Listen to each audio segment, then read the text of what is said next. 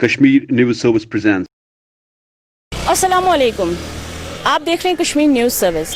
जहां prime minister की तरफ से स्वच्छ भारत अभियान शुरू किया गया, लेकिन वही अगर ग्राउंड लेवल पे देखा जाए अभी भी कुछ जगहें ऐसी है जहां पे ये पूरी तरह इम्प्लीमेंट नहीं किया गया है। हालांकि कुछ जगहें ऐसी है जहां डेवलपमेंट हुई है, लेकिन वही अगर श्रीनगर सिटी की बात करें तो यहाँ कुछ जगह ऐसी देखने को मिल रही है जहां जिसे देख के श्रीनगर स्मार्ट सिटी नहीं बल्कि श्रीनगर गार्बेज सिटी नजर आती है। हम अभी खड़े हैं महजूनगर बंड के इलाके में। ये एक आबाई इलाका है। आप हमारे पीछे देख सकते हैं कि कैसे कूड़े का ढेर जमा हुआ है, कैसे ओपन गार्बेज की वजह से यहाँ के लोग कितनी दिक्कतों का सामना कर रहे होंगे। और हम आपको बताना चाहेंगे कि ये जो इस सिचुएशन है ये पिछले कई दिनों, महीनों या हफ्तों से नहीं है बल्कि पिछले कई सालों से है, जिसकी वजह से यहाँ के जो लोकलाइट्स है इसकी वजह से जूझ रहे हैं। तो चलिए हम बात करते हैं यहाँ की कुछ बाशिंदों से और जानते हैं कि उन्होंने इसके लिए कौन से इकदाम उठाए हैं और गवर्नमेंट से क्या अपील की है, और ये भी साथ ही साथ जान लेंगे कि इसकी वजह से उनको कौन सी दिक्कतों का सामना करना पड़ रहा है। पहले आपसे जानना चाहेंगे कि कब से है ये मैम कोई अराउंड 8 से लेके 10 साल हो गए इसको। ये पहले वहाँ पे हमारे जो सेंट्रलाइज रोड है नट्टीपुरे वाला, उसका नज़दीक हुआ करता था, नीचे बंड के नीचे, जिससे किसी भी आम लोगों शहरी को परेशानी नहीं थी। तो धीरे धीरे ये बढ़ता यहाँ पे आके इन्होंने इसको स्टेबल कर दिया। अब हमें जो सबसे बड़ी जो प्रॉब्लम हमें यहाँ पे है कि हमारा गुरुद्वारा जो है वो बिल्कुल इसके साथ में है, और हमारी जो प्रेयर टाइम सुबह मॉर्निंग का जो होता है वो अराउंड 5 बजे के करीब होता है। तो इस गार्बेज डंप की वजह से यहाँ पे इतने कुत्ते होते हैं कि हम लोगों ने अब गुरुद्वारा जाना भी छोड़ दिया। लेडीज गुरुद्वारा नहीं जा सकती, सब कुछ भी नहीं हो पा रहा। और सबसे बड़ा ये है कि यहाँ पे इतनी फाउल स्मेल है कि हम यहाँ पे रहने के लिए मुश्किल हो गई हम लोगों को। हमने बहुत बार अथॉरिटीज़ को ये बोला, हमने म्यूनसिपलिटी ऑफिस में जाके बोला। इनफैक्ट जो हमारे यहाँ पे म्यूनसिपलिटी के मेयर हैं आजकल, जो काउंसलर हैं जो जीत के आए हैं, तो उनका क्या कहना था? उन्होंने कोई भी इंटरेस्ट नहीं दिखाया उन्होंने।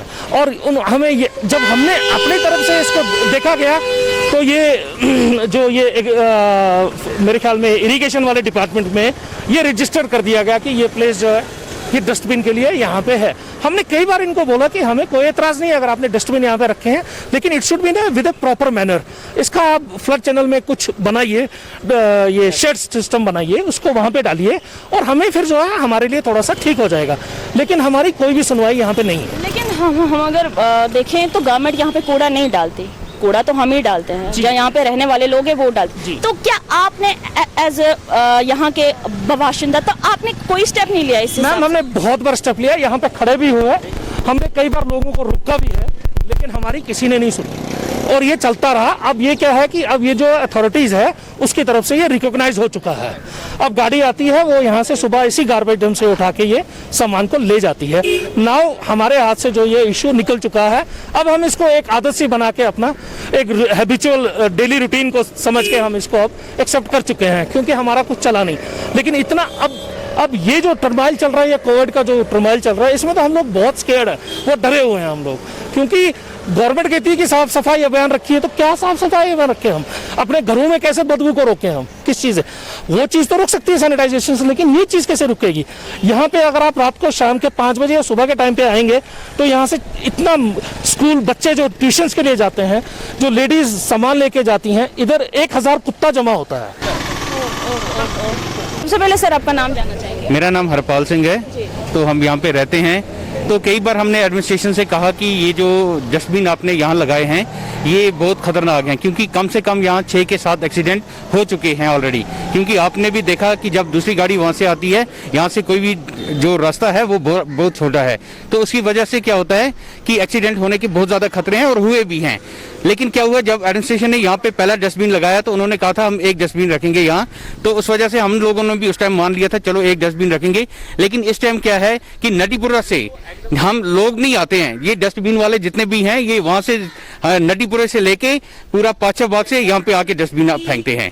तो ये एडमिनिस्ट्रेशन को हमने कई बार अप्रोच किया है, कई बार काउंसलर को, कई बार चेयरमैन को भी, उनको भी लेटर लिखी है, गुरुद्वारे की तरफ से भी, यहाँ की लोकेलिटी की तरफ से भी। लेकिन ये जो गवर्नमेंट है टस से मस नहीं हो रही है।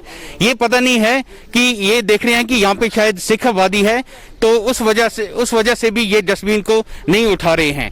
हमने कई बार जो हमारे जो लोकल हैं, यहाँ पे 2 मस्जिद भी हैं, एक गुरुद्वारा भी है, वहाँ पे भी लोगों को सुबह के टाइम जाते टाइम लोगों को बहुत ज़्यादा मुश्किलें होती थी, क्योंकि कुत्ते सुबह आप देखते हैं कि ये डस्टबिन इस टाइम तो इन्होंने इस डस्टबिन में डाला हुआ है कचरा, लेकिन मॉर्निंग के टाइम पे ये जो कचरा होता है पूरी सड़क पे होता है, तो सड़क पे चलना मुश्किल हो जाता है। शाम का भी यही हाल होता है, क्योंकि जो भी हमारे यहाँ पे ये फ्रूट ग्रोवर्स हैं, वो जितना भी माल सिटी में ख़त्म करते हैं, उनको साफ सफाई करते हैं, शाम को यहाँ पे सड़क पे आके फेंक देते हैं।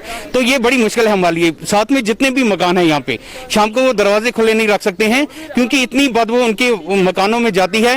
वो बेचारे अंदर ही दम करके, इतनी गर्मी में भी, इतना टेम्परेचर होके भी वो अपनी खिड़की नहीं खोल रहे हैं। वजह यही है कि ये जो बदबू है उनके मकानों के अंदर जग जा रही है। तो हम आपसे अभी जानना चाहेंगे कि आपकी अपील क्या रहेगी गवर्नमेंट से, स्पेशली इस कोविड के टाइम में। मैडम, हमने ये कई बार अपील की है, अब हम तो अपील कर करके भी थक चुके हैं कि गवर्नमेंट को यही कहते हैं कि या तो एक डस्टबिन यहाँ पे रखिए, या तो आप स्टेज वाइज इसको थोड़ा थोड़ा आगे आगे करके रखिए, ताकि ये इकट्ठा ना हो। लेकिन गवर्नमेंट हमें पता नहीं है कि क्या सोच रही है, क्या करना चाहती है। तो या तो लोगों को वो मारना चाहती है, क्योंकि कोविड फैला हुआ है, जितनी गंद कोविड की वो भी इसी में आ रही है, तो इन्फेक्शन का बहुत ज्यादा खतरा रहता है। तो आज हम कोविड की वजह से भी कह रहे हैं गवर्नमेंट को कि कुछ ऐसा स्टेप उठाएं ताकि ये इन्फेक्शन आगे ना फैले। तो क्या आपने एज यहाँ के अभी भाषण दिया है आप, तो आपने क्या अपने जरिए कोई ऐसा स्टेप लिया? क्योंकि चलिए गवर्नमेंट तो अभी टच से मस नहीं हो रही है, आपके कहने से गवर्नमेंट नहीं मान रही है, तो आपने कोई ऐसा स्टेप लिया जिससे आपको लगा, जिससे आपने सोचा कि नहीं चलिए हम हमारी लोकेलिटी के लिए भला हो, चलो 10% 20%? नहीं मैडम, क्या कर सकते हैं, ये देखिए आपकी ये गलियां जो हैं, हम यहाँ पे सफाई नहीं हो रही है, हम खुद यहाँ पे निकल के सफाई कर रहे हैं। क्योंकि कूड़ा जो है वो गवर्नमेंट नहीं डालती है ना, कूड़ा तो हम लोग ही डालते हैं, कूड़ा लोग डालते हैं, लेकिन एक एडमिनिस्ट्रेशन है ना इस कूड़े को इकट्ठा करने के लिए, ले जाने के लिए, ये तो गवर्नमेंट का ही काम है ना, आम आदमी नहीं आ सकता है। लेकिन फिर भी हम देखिए आपकी सड़कों पे खुद निकल के जितना भी कचरा होता है, सफाई होती है, झाड़ू होते हैं, वो हम खुद कर रहे हैं ताकि ये ना फैल सके। खुद सुना कि यहाँ के लोकलाइज का कहना है कि वो कैसी दुश्वारियां और कैसे मुश्किलात का सामना कर रहे हैं इस ओपन गार्बेज की वजह से। उनका ये भी कहना है कि अगर उन्होंने हायर अथॉरिटीज को कंसल्ट भी किया, लेकिन जब भी वो उनसे इस बारे में बात करने के लिए गए, उनका यही कहना था कि वो मीटिंग में है या तो किसी काम पे है। तो हमें दीजिए इजाजत, आप देखते रहिए कश्मीर न्यूज सर्विस, हर छोटी बड़ी खबर के लिए। Thanks for watching Kashmir News Service.